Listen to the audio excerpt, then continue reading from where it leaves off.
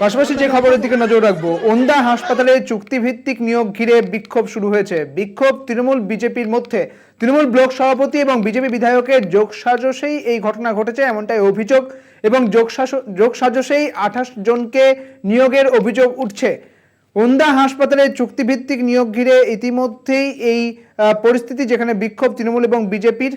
বিক্ষোভ দেখাচ্ছে তৃণমূল এবং বিজেপির, এবং তৃণমূলের ব্লক সভাপতি ও বিজেপির বিধায়কের যোগসাজশে এই ঘটনা ঘটেছে, এমনটাই অভিযোগ। যোগসাজশেই 28 জনকে নিয়োগের অভিযোগ উঠছে ওন্দা হাসপাতালে।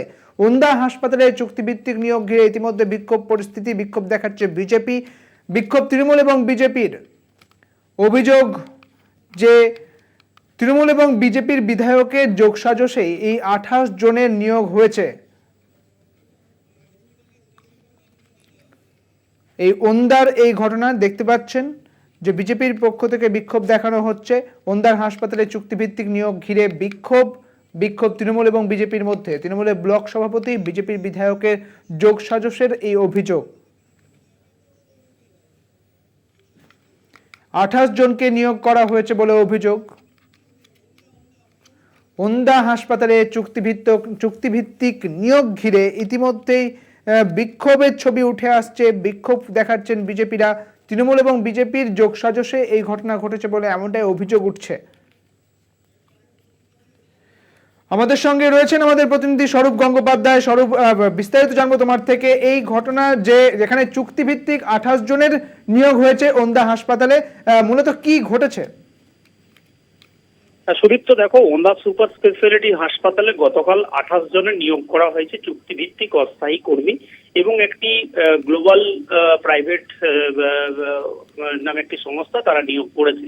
এবং এই নিয়োগের সাথে স্বাস্থ্য দপ্তর বা হাসপাতাল কর্তৃপক্ষের কোনো ভূমিকা নেই, এমনটা কিন্তু জানানো হয়েছে হাসপাতালের তরফ থেকে। কারণ এটা একটি সংস্থার বিষয়, এবং ওই সংস্থা কাকে নিয়োগ করবে সেটা তাদের ব্যক্তিগত বিষয়।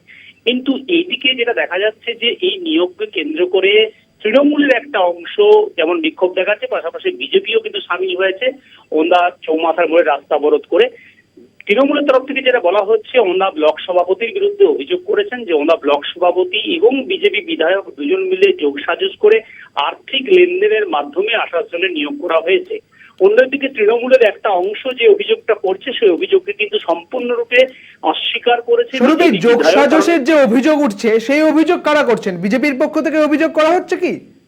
না সুদীপ্ত, দেখো, তৃণমূলের একটা অংশ যারা আজকে সকাল থেকে হাসপাতালের গেটের সামনে বিক্ষোভ দেখাচ্ছিলেন, তাদের যেটা বক্তব্য যে তৃণমূলের ব্লক সভাপতি এবং বিজেপি বিধায়ক যোগসাজশ করে এই 28 জনের নিয়োগ করা হয়েছে।